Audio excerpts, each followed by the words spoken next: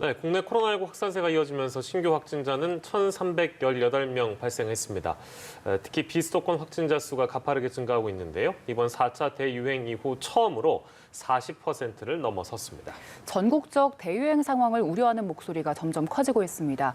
오늘 관련 소식 두 분과 짚어봅니다. 신상엽 한국의학연구소 학술위원장, 김민아 시사평론가와 함께합니다. 어서 오세요. 예, 1,318명 늘어났고요.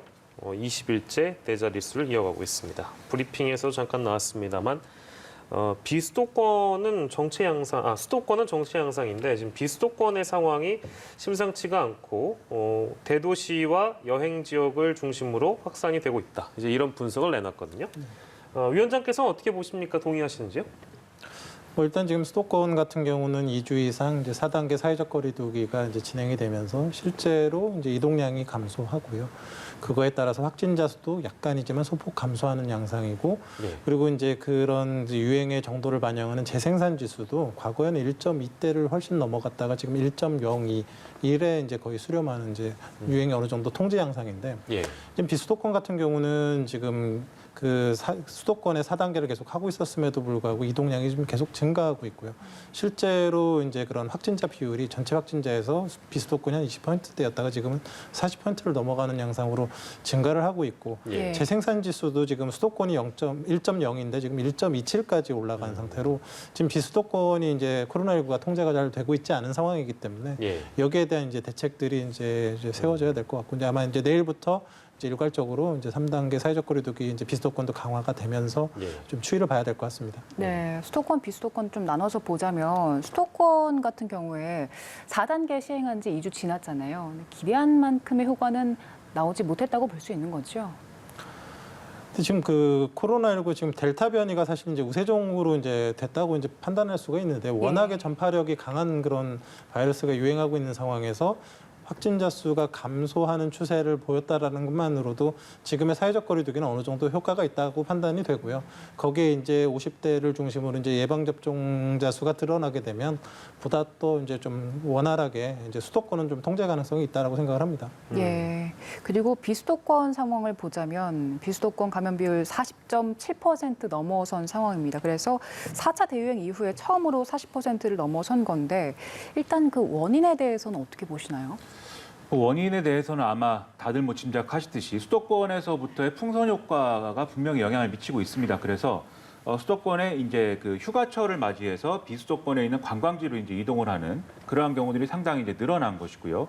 그 다음에 이런 관광지를 향한 뭐 휴가철의 영향이 아니라 할지라도 수도권에서 이제 거리두기 단계가 높아짐에 따라서 이제 예를 들면 유흥시설이라든가 이런 것들을 이용하기 위해서 비수도권으로 또 이동한 이런 이제 좀 이동량들이 있습니다. 그래서 이런 것들이 일종의 유행을 주도하고 있다 이렇게 볼 수가 있는 대목인데, 예. 그런데 최근에 이제 비수도권의 확산세는 이것만으로 사실 설명하기는 좀 어려운 부분들이 있습니다. 왜냐하면 지금 비수도권에서 집단 감염 사례나 이런 것들을 보면은 주로 이제 대도시가 형성되어 있는 이러한 공간에서는 이 외부에서 유입된 어떤 그런 확산세도 이제 중요하게 다뤄져야겠지만, 이 자체적으로 이제 일상적으로 이제 확산되는 집단 감염 사례들이 계속해서 발생하고 있거든요.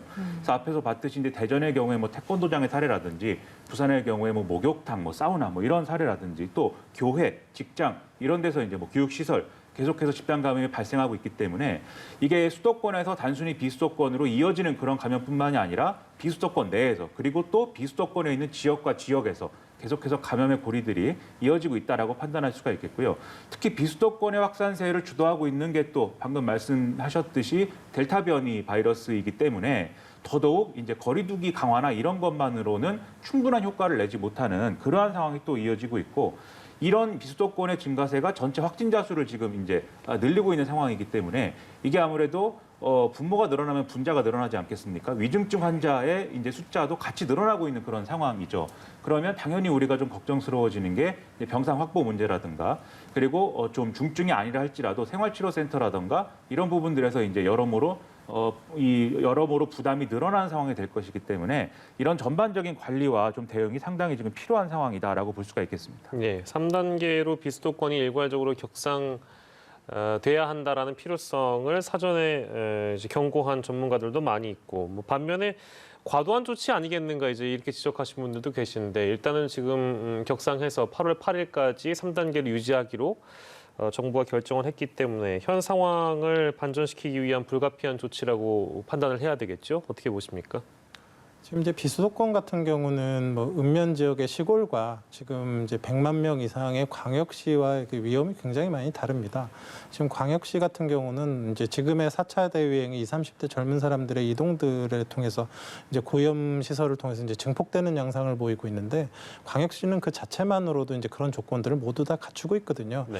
그래서 이제 그 수도권의 사회적 거리두기 4단계를 할 때 적어도 이 비수도권의 주요 도시들은 한 3단계 정도로 이제 같이 발을 맞췄으면 좋겠다 예, 이런 이제 의견들을 많이 냈었는데요. 지금 이제 어찌 보면 그게 된 것 같고요. 예.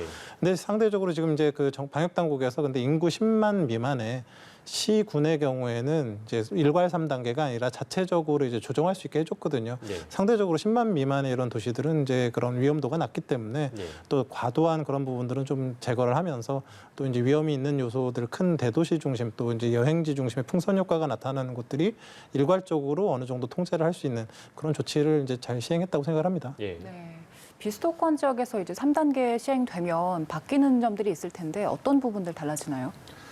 일단 사적 모임이 이 수도권과 마찬가지로 4명까지로 이제 좀 제한이 되는 그런 상황이 되고요. 그 다음에 식당, 카페 뭐 이런 좀 이런 경우에는 다중이용시설의 경우에 10시까지 이제 운영이 제한이 되는데 유흥시설의 경우에는 사실 유흥시설도 같은 기준으로 판단을 해야 되지만 집합 금지를 적극적으로 좀 고려해 달라는 게 방역 당국의 이제 제안입니다. 그래서 이 부분은 이제 지자체들이 상당히 좀 더 강한 조치를 취할 것으로 이제 예상이 되고요. 그 다음에 이런 뭐 집회라든가 행사, 특히 이제 결혼식, 장례식 포함해서 최대 49명까지 모일 수 있게 하는 이러한 이제 제한이 생기고, 다만 이제 이러한 영업 제한이라든가 모임 제한 이런 것들에 좀 해당되지 않는 게 영화관이라든가 마트, 뭐 백화점, 학원 이런 경우에는 영업 시간의 제한이나 이런 것들이 없기 때문에 예. 다소 이런 부분에서는 여러 가지 위험성이 있을 수도 있다. 이렇게 전망이 되고 있고요. 그다음에 종교 시설의 경우에 수용 인원의 20% 이내에서 이제 대면 예배가 가능한데 거기 이 예배를 보는 곳에서 식사라든가 숙박은 금지되는 이런 조항이 같이 이제 적용이 되고, 마찬가지로 스포츠의 경우에도 실내의 경우에는 20% 이내에서, 실외의 경우에는 30% 이내에서 관중을 제한하게 되기 때문에 이러한 여러 가지 제한 조치들이 거의 수도권하고 동일하게 이제 취해진다. 이렇게 보시면 되겠습니다. 예. 델타 변이 얘기 초반부터 계속해서 나왔는데요. 델타형 변이 검출률을 보면 6월 4주차에 3.3%였습니다. 그런데 지난주에는 48%로 올랐고요.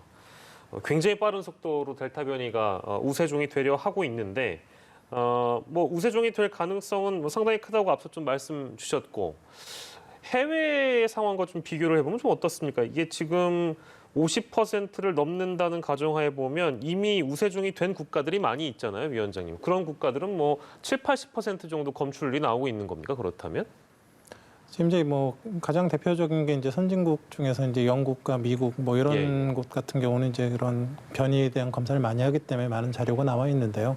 영국 같은 경우는 이제 뭐 예방 접종자 수 완료자가 60%가 넘어가면서 하루 확진자 수가 뭐 1,000명, 1,500명대까지 줄었다가 지금 이제 5만 명이 넘어가고 있는데 지금 델타 변이가 90% 이상 나오고 있고요. 그렇습니다. 미국 같은 경우도 지금 뭐 다시 이제 재유행을 이제 다시 시작하고 뭐 10만 명 이상의 확진자가 나오고 있는데 지금 델타 변이가 이제 거의 대부분을 차지하고 있습니다. 그리고 우리나라 같은 경우 지금 뭐 48%라고는 하는데 실제적으로 이게 집단 발병을 하게 되면 이제 전수조사라는 건 아니고 이제 한 2명 정도만 선별을 해서 검사해서 지금 나오는 그런 이제 결과이기 때문에 실제적으로는 우리나라도 이미 우세종이 돼 있다라고 이제 봐도 판단해도 크게 무리가 없고요. 예. 그래서 이 델타 변이가 이제 우세종이라는 것들을 전제로 이제 이게 방역 당국에서 지금 그 관리와 이제 방역 대책을 세우고 있습니다. 예. 네, 알겠습니다.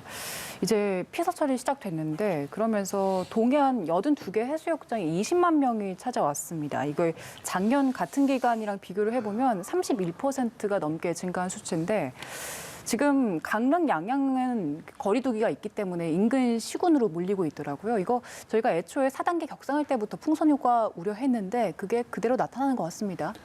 그렇습니다. 이 비수도권 지역의 경우에 앞서 말씀하셨듯이 뭐 인구가 10만 명에 미달하는 지역의 경우에는 이제 거리두기 단계를 자율적으로 결정할 수 있도록 열어놓은 부분이 있는데, 이게 가령 해수욕장이 있다든지 이렇게 좀 관광지가 되고 있는 그런 경우에는 또 다를 수 있거든요, 상황이. 예. 그래서 이런 부분들은 상당히 우려가 되고 있는데, 말씀하셨듯이 지난해랑 비교해서 이미 이제 그 강원도에 이제 좀 지난 주말에 몰린 이 해수욕장에 몰린 인파들이 20만을 넘었고, 그리고 이것 자체만 봐도 그 전 주말보다도 1만 명이 늘어난 그러한 상태인데다가 예.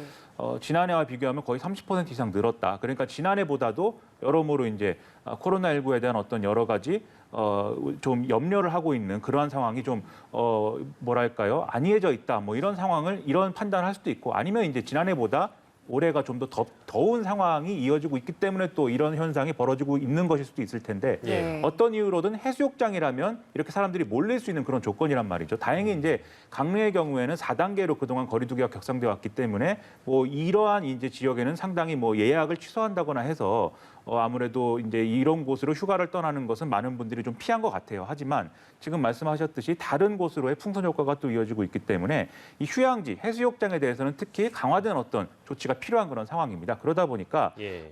이 방역 당국에서는 해수욕장의 경우에 이제 대형 해수욕장을 중심으로 해서 야간 이제 개장을 금지하는 이런 조치를 좀 취하고 있는 그런 상황이고 예. 또 해수욕장에 대해서는 마스크 착용을 의무화하는 행정명령을 지금 내리고 있는 상황인데 언론이 이제 좀 주말에 해수욕장에 가서 좀 여러모로 좀 점검을 해보니까 상당히 많은 사람들이 또 붐비고 있는 상황이긴 하지만 거기에 있는 분들이 마스크 착용이나 이런 것들은 어느 정도 또 성실히 하고 있는 그런 상황이기도 합니다. 그래서 이런 것들이 사실은 어느 정도 좀 이 코로나19 감염 위험을 줄일 수는 있겠지만 예. 또 거기서 음주를 한다거나 음식을 섭취한다거나 이러면 또 마스크 착용이 어려워지는 부분들이 있겠죠. 예. 이런 것들은 우리가 좀 유의해야 될 부분이 아닌가 이렇게 생각이 좀 듭니다. 예.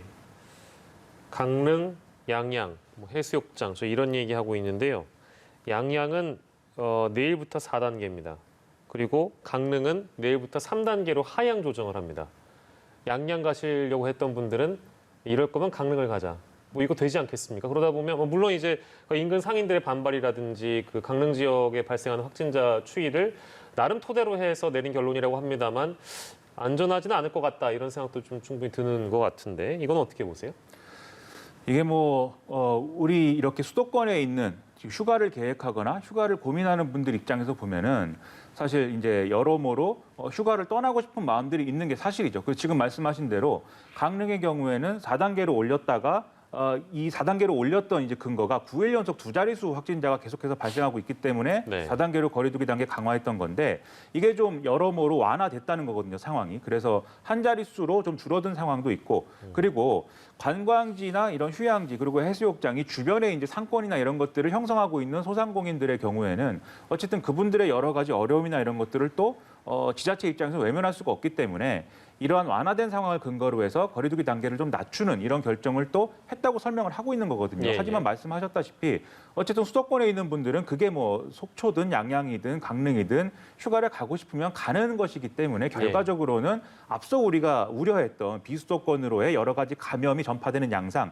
이거 자체를 사실은 좀 막는 데 미진한 어떤 상황이 되는 거 아니냐 이런 우려를 할 수밖에 없는 그런 상황입니다. 그러다 보니까 여러모로 결국은 우리가 휴가를 뭐 절대로 가지 말아야 된다 이렇게 결정할 수도 없는 것이고 또 휴가를 자제한다고 하지만 또 이 휴가지에 있는 자영업자들의 고통을 외면만 할 수도 없는 것이거든요. 결국은 휴가를 떠나더라도 그 휴가를 떠난 현지에서 여러 가지 거리두기라든지 방역 수칙을 지키도록 우리가 스스로 이제 좀 여러 가지로 단속을 하는 것이 유일한 어떤 이 모든 것을 만족시킬 수 있는 길일 텐데 또 유행하고 있는 여러 가지 양상들이 그러한 것들도 과거보다도 더 잘 지켜야 예를 들면 델타 변이 바이러스나 이런 것들이 전염력이 상당히 강하기 때문에요. 예. 과거보다도 더 강력한 어떤 우리의 어떤 결심이 있어야 사실 이 거리두기 단계의 상향의 조건을 만족시킬 수 있는 그런 상황이 되기 때문에 네. 이것이 상당히 또 어렵다 이런 면에서 상당히 휴가를 떠나는 분들은 고민을 할 수밖에 없는 그런 상황입니다. 예. 네, 특히 강릉 같은 경우에는 최근 확진 환자들이 델타 변이 바이러스에 감염된 경우가 많아서 정말 빠르게 확산하고 있구나 이걸 느낄 수가 있습니다. 저희 피서지 관련해서 짚어봤고요. 지금 대전 상황이 좋지 않습니다. 대전에서 하루 평균 70명 넘는 확진자가 발생하고 있는데 그래서 내일부터 4단계로 격상을 합니다. 그런데 지금 수도권에서는 4단계를 하고 있는데 그다지 큰 효과는 보이지 못하고 있어서 이 델타 변이 바이러스에 대해서 거리두기를 한다고 해도 그다지 효과가 없는 게 아니냐 이런 반문을 하는 분들도 있더라고요. 지금 그 델타 변이는 이제 전파력이 워낙에 강하기 때문에 특히나 20, 30대 증상이 없거나 무증상이 있는 사람들이 이제 지역 사회에 주로 전파를 하고 있습니다. 그렇기 때문에 방역 당국에서 확진자를 인지하기도 어렵고 초기 대처를 하기가 어렵습니다. 그렇기 때문에 결국 사람이 사람을 만나지 않아야지만 그런 전파의 연결고리를 끊을 수밖에 없고 그런 연결고리를 끊을 수 있는 유일한 방법이 어찌 보면 지금은 이제 사회적 거리두기밖에 없거든요. 그래서 4단계는 어찌 보면 6시 이후에는 정말 사적 모임을 가지지 말라는 그런 정도의 이제 강력한 조치고, 실제로 이제 수도권은 2주를 해봤더니 그 수도권 굉장히 크고 많은 그런 이동이 있음에도 불구하고 어느 정도 통제가 되고 있는 양상이거든요. 예. 대전은 그것만큼 그렇게 큰 그런 공동체는 아니기 때문에 그 잘만 이제 지켜주신다고 한다 그러면 또 1, 2주 내에 어느 정도 좀 통제가 되는 그런 가능성도 있고, 그래서 대전 같은 경우는 이제 새롭게 시작하는 부분들이고 좀 이렇게 각 그 시민들이 좀 이렇게 잘 협조해 주시면 또 의외로 빨리 또 이런 광역시권에서는 또 통제가 가능할 수도 있습니다. 네, 대전의 상황이 더 나아지기를 기대하고요. 그 마지막 질문으로는 백신 얘기인데 다음 달 14일까지 만 55에서 59세 백신을 맞습니다. 그리고 50에서 54세에 대한 접종은 다음 달 16일부터 28일까지 이루어지게 되고요. 사전 예약을 한 분들이 617만 명인데 이제 순차적으로 접종에 나서게 되면서 백신 접종에 다시 속도가 붙게 되겠죠? 어떻게 전망하십니까? 일단 지금 이제 정부에서 예약을 받았다는 얘기는 어느 정도 이제 물량이 확보가 됐다라는 그런 의미이기 때문에 지금 보면 각 병원에서 중증 환자들의 이제 상당수가 이제 50대를 차지하고 있거든요. 그래서 예. 지금 60대 이상은 벌써 80% 이상이 이제 접종을 완료를 하셨고 이제 50대부터 이제 빨리 접종이 진행이 된다 그러면 1차적으로는 이제 확진자 수도 줄어들 거고 또 거기에 따라서 이제 중증 환자도 줄어들 거고, 그래서 유행을 좀 통제하고 또 의료 시스템에 또 완화가 이렇게 생길 수가 있기 때문에 예. 이제 좀 8월 정도가 되면 그래도 지금보다는 좀 그 사회적 거리두기를 완화하면서도 조정이 될 수 있지 않을까 좀 기대를 하고 있습니다. 예, 사전 예약할 때도 참 우여곡절을 많이 겪었는데요. 드디어 이제 백신 접종을 하게 되면서 다시 속도가 붙을 전망까지 들어봤습니다. 오늘 코로나19 상황들 짚어봤습니다. 두 분과 함께 했는데요. 신상엽 한국의학연구소 학술위원장, 김민아 시사평론가와 이 시간 함께했습니다. 고생하셨습니다. 네.